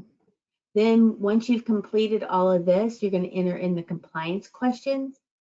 And was your property occupied during the last fiscal year? If you have not completed construction or started leasing, you would put no. If you have, it would be yes, and then you can go to the next question. The next question is going to ask you, new allocation property only. Is any building in service? If you put no, oops. Then the next question is new allocation and resyndication properties. Does the owner elect to defer the credit period to 2024 or later? And if you put yes, then you are completed with this part of the questionnaire. But if this is no, yes, and this is no, then you're going to complete the questions. And you need to answer every question. If it's in A, put in A if it doesn't apply to you. If it's yes, you put yes. So we'll do yes. And there are things in here saying, has the property been reported as placed in service prior to the annual owner's compliance report? Yes. If you answered no, then you have to fill in information here. So anytime it says you have to fill in information, if you don't, you're not going to be able to submit the report. Is this reporting year the first year of the development credit period? You can say yes. Resyndication properties only. So if it's not resyndication, you're going to put NA. And then during this reporting period, has the occupancy requirements in the LURA been met? Hopefully you're going to say yes. If not, you can put in a description here, say that it hasn't been met because you're still in lease up, and so or any other reason that why you hadn't been able to meet the requirements of the LURA. It says, has each household completed the income certification or AEC? Yes. If not, say unit number 204, you have not been able to recertify them because the household member is in the hospital. You would put an explanation as to why. For each household member, has documentation been maintained to support income certification? And that means that Do you have the income and rent verifications? Has all the other required forms been completed for that house, for the household? During the reporting period, has the rent and the LURA been met? Hopefully that's a yes. If not, you would have to explain. If a low-income unit in the building became available during the reporting year, were all reasonable attempts made to rent the next available unit or comparable size to a low-income tenant? Yes. If not, I mean, sometimes people mess up and they don't realize that they don't have a market, that they think they have a market tenant and they don't, and they lease it. You would explain why and how you were probably going to correct that issue. Has each unit in the building been suitable for occupancy, taking into account state, local health, safety codes, and other applicable codes, ordinance requirements, and the ongoing property standards or other habitability standards? Yes. If not, you would explain. During this reporting period, has the state or local government responsible for making building code inspections issued a report of a violation? If you have a violation, you're going to enter no if you don't have any. If you do, you enter yes. During the reporting period, did the development experience a casualty loss? If that has not already been reported. So if you have not reported it, then we do have forms on our website where you can complete the casualty loss form and submit it, upload it into CMTF. There are instructions on our website on how to do that as well. During the reporting period, there have been a change in the general partner. So that was not reported by TDHCA. So if an ownership changes and it's not reported and you're trying to update this unit, you need, if you're going to submit the AOCR, you'll need to notify your asset manager that a ownership has changed so that they can complete the process. Does the property's LURA require marketing to veterans? Yes or no? Almost all new tax credit LURAs do require reporting to veterans, and it should be in the newer LURAs where it shows it on there. If you answered the question to yes, describe the results of your marketing. So you would have to here say that you put, you send letters to the VFW or whatever and how often you send them. Do you send them quarterly, once a year? You would put that information in there. If funded from the CHOTO set aside, had the requirements been met? So if they're not funded from the CHOTO, you put NA. Has the development prepared an affirmative marketing plan? Hopefully the answer is yes. Are marketing efforts and leasing activities conducted in accordance with the affirmative marketing plan? And then does the property use average income set aside? So if you're using average income, you would put yes, but we're going to put no. And if you answered yes, you would have to provide a list of qualified groups of units for each project. And you would upload those into, you would enter it in this box. So we've answered all the questions. You have to make sure everyone is answered, yes or no or NA. And then we hit save. It's going to take you to these questions. Nope, I have an error. See, number 15. Let's go look at number 15. Number 15, does the property require marketing veterans? Oh, I didn't put that in there. We'll just put that for now. And then, so if something's not filled out properly, it's not going to accept it. So it did accept it. So now we're going to go to the bottom of page, return to Piney Woods. Then we're going to, we'll go down here. Oh, I'm going to go back to here. You go back to the reports. So once we have completed this whole section, all these now, the other thing we have to do is program these other program questions. This property does have home. So we would answer these questions. If you do not have any other property, any other programs, you're going to enter NA in all these questions. I'll just leave them blank. No, I think you enter no. Yeah, okay, you enter no. So you're going to enter no. They don't have any HUD multifamily financing, rural housing. We'll say this property has rural housing, and then we'll put rural house. So if it says yes, we're going to put 5 units. So you have to enter in. We'll say no. Most of the time, if you don't have anything, it's going to be no.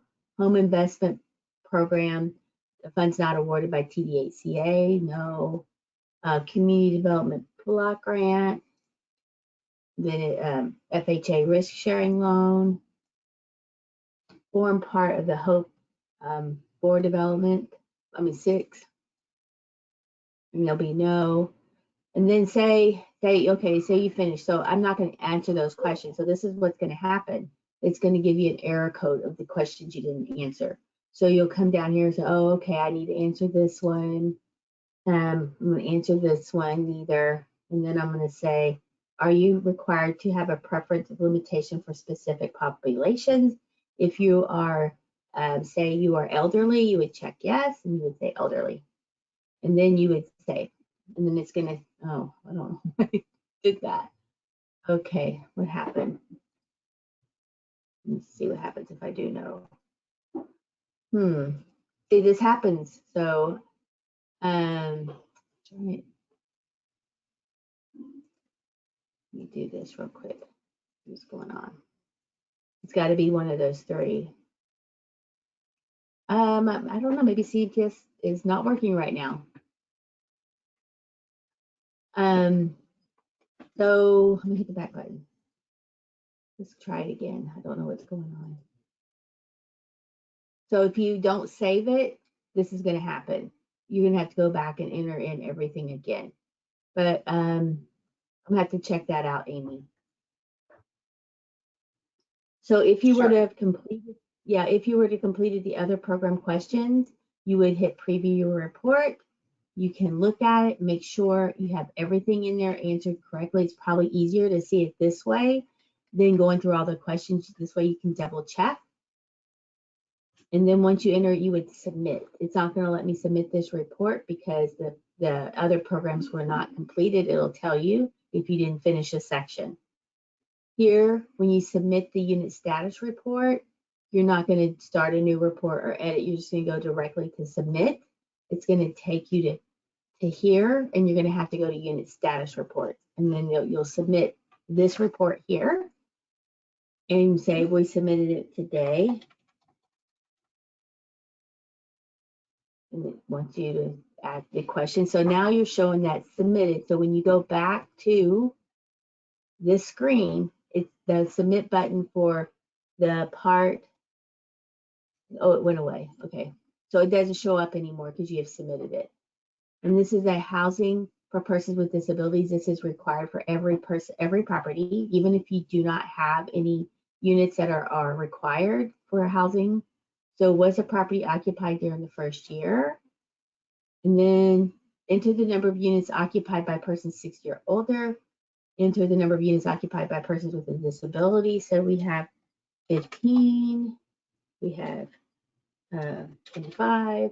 Enter the units initially constructed or substantially subsequently adapted for persons who have disabilities and other special needs. This is going to be on the newer LURAs. You're going to have that information on there. If you're not sure of that information, you can contact us and we can try to look it up. But most people do. So I'm going to put 5 units, and then it says enter the number of those units that are occupied, and we're going to say 3. And then enter the number of units which are not constructed or adapted by occupied by persons who have a disability. And we will put 25. And we'll save it. And then it's going to come here. And these are already, if you're an existing property, these are already set up. So you would just verify that these are still correct, these units. And then you would save it. But if you, how can you add? Maybe, I don't know. Let's see, save it. I don't know, Amy, can you add no more units? I don't think so. I'm not quite sure though. That would be probably an IS or a Wendy question. Okay, I'm not sure. Okay, because I mean, if you're a new property and have never completed one, I don't know how this information would get in there. So, but if it happens, you can email us and we'll find out. So now we're going to go back. So it said it was updated successfully, and so we'll go back to here. That's not where I want to be. Then back to here. And then what you would do is you would submit it here. And the project's name is Piney Woods. Prepare's name. Yeah, you put your name. And the title, compliance. There you go. And then you would submit it. And now that report is gone because it's been submitted. The annual owner financial report, I'm not real familiar with, but you would, if you have any questions regarding this, you would contact your asset manager and they can help you through this process. And here, if there's the form again, if you have an ownership change, and if you need to update the federal tax ID number, you would update it here, and then it would save it across in our CMTS system for all the properties. So I'll just save it. Okay. So that's the annual owner compliance report. If you cannot submit the report because you're getting an error and you're not quite sure, you can email CMTS request. We'll look into it. And sometimes we may request your ID and password so that we can go into your system so that we can look at actually what's going on in your system, because we cannot see this side of this side of your property, because this is just a stage system. Okay, I'm done. Okay, we have some questions and they do pertain to AOCR, so let's go through these. Okay. If a report is submitted for the AOCR and there was a mistake, specifically the persons with disabilities report, is there some way to correct it, or once it's submitted, is it too late to correct? So the only part that we can reject is the part A, which is all this part to here. So if there's a mistake in here and you said you can email CMTS request and we will reject part A. The other parts we cannot, oops, I'm sorry, let's do this. The only parts we can reject is this section here. Other than that, it has to go as is. And the reason why we can reject this part here is because this is the part that the system reviews, and it will. And so if you put a yes that I had passed through research, it's going to pull up something for us so that we can ask you to how you fixed it or more clarification on it, or say you answered the question incorrectly. So if you make a mistake in here, you can email CMTS request and we'll reject it and you can resubmit it. All of the other sections, the part B, the part C that we just went through, and the owner financial report, we cannot, oh, that goes there too. We cannot reject. Okay, the next one is just a comment letting us know to enter the latitude and longitude. It's on the property inventory. Okay. And I did put the link to that cheat sheet in the chat also. The next one is the quarterly USR that we submitted in January was based on occupancy as of 12/31/2023. And all AOCR data that you will be reporting in April is for all of the activities at your development between January 1, 2023 and 12/31/2023. But their question is, but now we have updated our USR and it is correct as of 3/31/2024. Is there a way that we should be going back and resubmitting the USR from January or just submit the one that we have now for the AOCR? You're just going to submit the one you have updated now. That's fine. There is no way to, I mean, you could go back and change all the data if you want and then change it back, which is just kind of a waste of your time, and we're not expecting that. Also, Amy, once the AOCR is put on CMTS and you're made aware, you can go ahead and submit Part B if you want to, right then and there. You do not have to wait till April 30th. That's true. That is also true, Virginia. Thank you.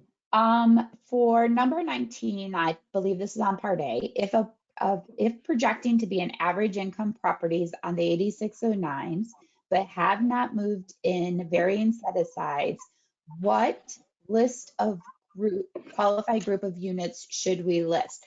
So the qualified group of units is in the average income regulation. It says that owners that are using average income are to report to the state agency their qualifying group of units, which are the units that they are saying in their project that they are grouping together to be their 40% at or below the 60% average for the first part of that minimum set aside test. So there's two testing mechanisms.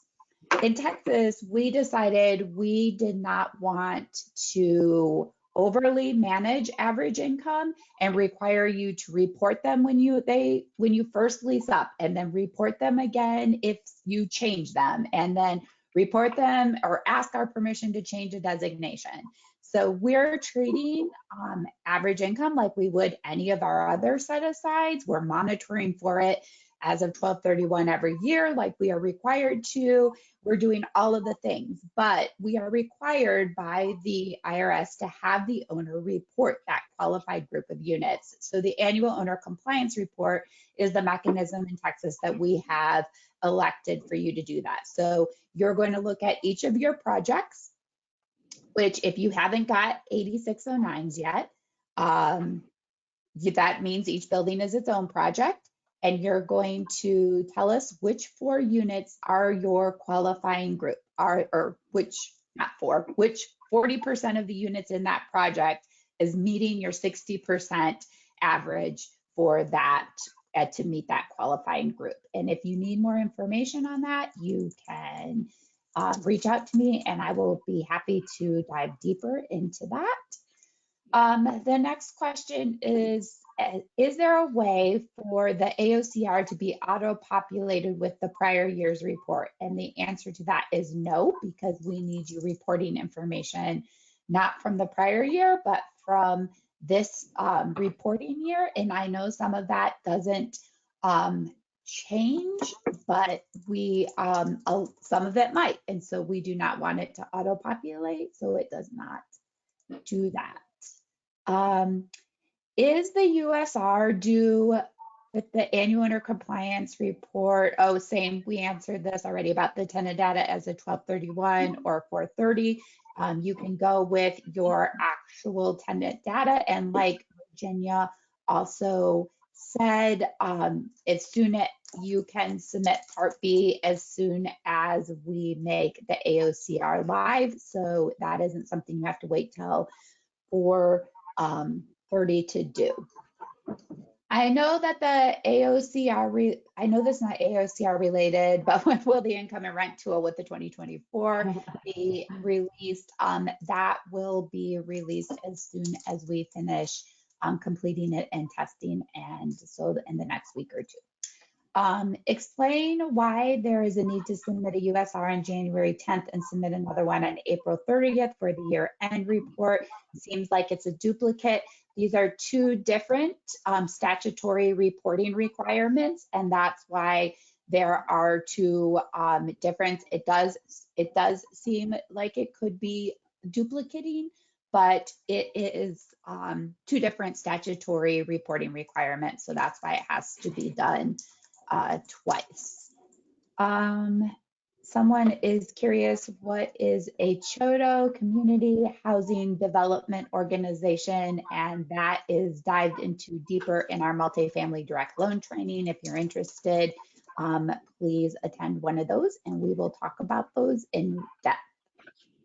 This is hypothetical because I'm not sure the situation would actually arise, but we may be having a move out soon and the apartment is going to need a lot of work done once the resident of 20 years moves out. This is a market apartment.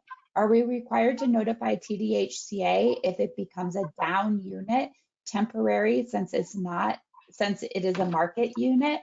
The answer is no, you do not have to let us know about your market being down.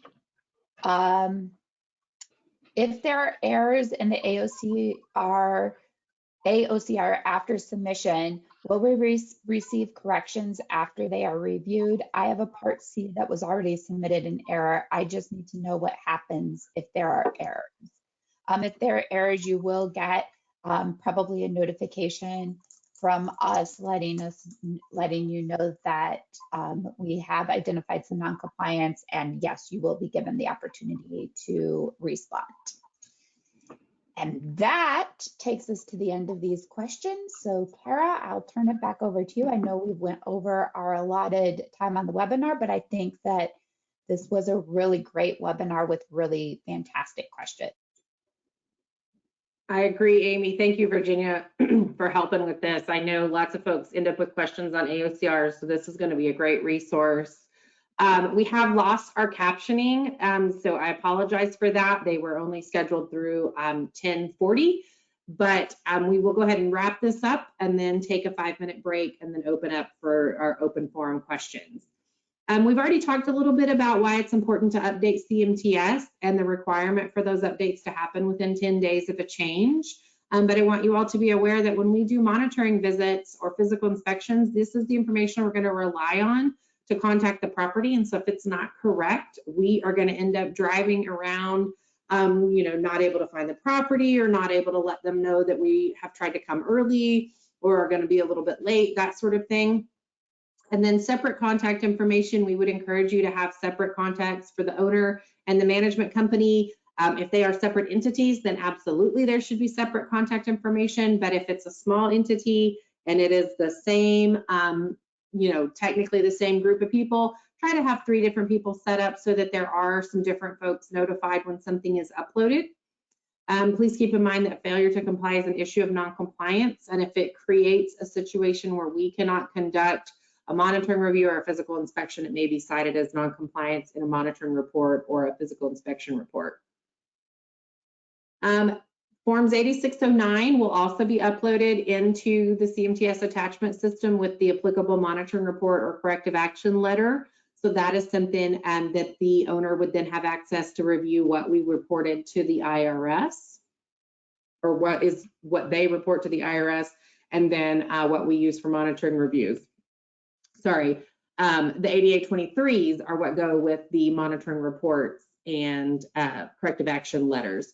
So you do have to upload the 8609s if you are a tax credit development by the second monitoring review. So after your first monitoring review, once everything's corrected and you've done your construction reports and your corrective action for that, you would get your 8609s from the department. The owner would then complete those and file those with the IRS and upload those into CMTS so that we can use them for monitoring reviews and to know how your projects are set up and what we're going to look at for files and physical inspections. Some keys to success is continuously maintain current data on the CMTS system. And I know we've talked a little bit about if you are having your operating system talk to CMTS, you may have to go in and do some updates, but that is going to be something that's going to help it be, a better operational system. Every development that's funded or administered by the department is going to have a unit status report submitted for a monitoring review, and those need to be current. Please don't just click submit. Please make sure those are accurate and up to date. Remember that within 10 days of any change, phone number, email address, physical address, contact person, any change to the property's contact information, you have to update CMTS, and an up-to-date CMTS is a happy CMTS. So this is all outlined in the TINTAC section 10.607, which you can find on our compliance manuals and rules website. You are always welcome to reach out to a staff member with questions. Amy, myself, Virginia, our email addresses are in the chat, and we are always happy to help. I don't think there's any other online reporting questions, Amy, unless you or Virginia have anything else you want to add. The only thing I want to add, and I might have missed it when you were going over this before, but the last thing that is very, very important on the unit status report is this is TDHCA's reporting mechanism. This is not Harris County Home Fund's reporting mechanism, nor do we need to know that you have, we do need to know that you have Harris County Home Funds, and we will ask you that during the monitoring review questionnaire, but it should not be reported on your USR. We should not see your City of Dallas bond funds on there. We should not see any other funding source except for ours. So if you have housing tax credit through TDHCA and bond from the City of Dallas, that unit status report is only reflecting your housing tax credit with TDHCA, not your bond with City of Dallas. This is not their reporting mechanism, it is ours. And so we only need to see our funding sources. And I have one USR question that came in. When should we mark an OI, over income? Is it when the tenant is $1 over the applicable threshold, over the 140 of the applicable threshold, or something else? So the OI, this is a great question. The over income, this is not non-compliance. This is still a compliant unit, and you should keep your rent designation at the designation that you have the rent restricted at. But the over income, the income designation should apply for housing tax credit and bond when the household goes over that 140% threshold. So yes, when they go over it, whether it's 30 cents over or $1 over, as soon as they go over that 140% threshold. For your multifamily direct loan funding, which is home, TCAP RF, and I think maybe National Housing Trust Fund. I'd have to refresh myself because I'm still like getting very familiar with National Housing Trust Fund. It is when there are a few scenarios when you would use that, when they have gone over the 80% AMI and you are now adjusting their rent based on that, or if they become a full, or if they violate the student rule under multifamily direct loan, they're considered over income and the 80% adjusted rent threshold kicks in. And again, we go over both of those OI situations in our housing tax credit training and in our multifamily direct loan training. But so if you want deeper about calculating OI and what that means, but those are the times that you should mark that designation. Great question. Amy, can I say something? Yeah, absolutely. So, we've been getting quite a few questions in the CMTS request box because there is not a home match designation on the USR. There is now. There will be. There will be. There will be. Great. Yeah. Because we tell people to put match by the person's name. Okay, got it. Perfect. Yeah, there's a work order in, so it will be corrected. Well, it won't say home match. It'll just allow you to designate them as home, which a lot of you have done. I just did a review and they're a National Housing Trust Fund and they were required to have home match. And when I went in, I asked them what their home match unit was and they told me what it was. And I went into CMTS and they had designated it as home, which is what they should have done. It just wasn't showing up on the unit status report. And that is the work order that's in right now. So that is what you should be doing for your home match, is just designating it as home.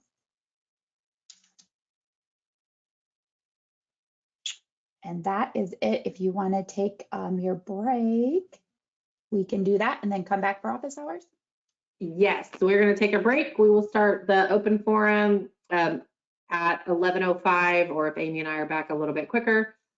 But we thank you guys for joining us this morning. Please don't hesitate to email any questions. This will be recorded. This was recorded and will be posted on our website within a week. And I hope you all got a lot of good information this morning. Thank you, and we will be back in 5 minutes.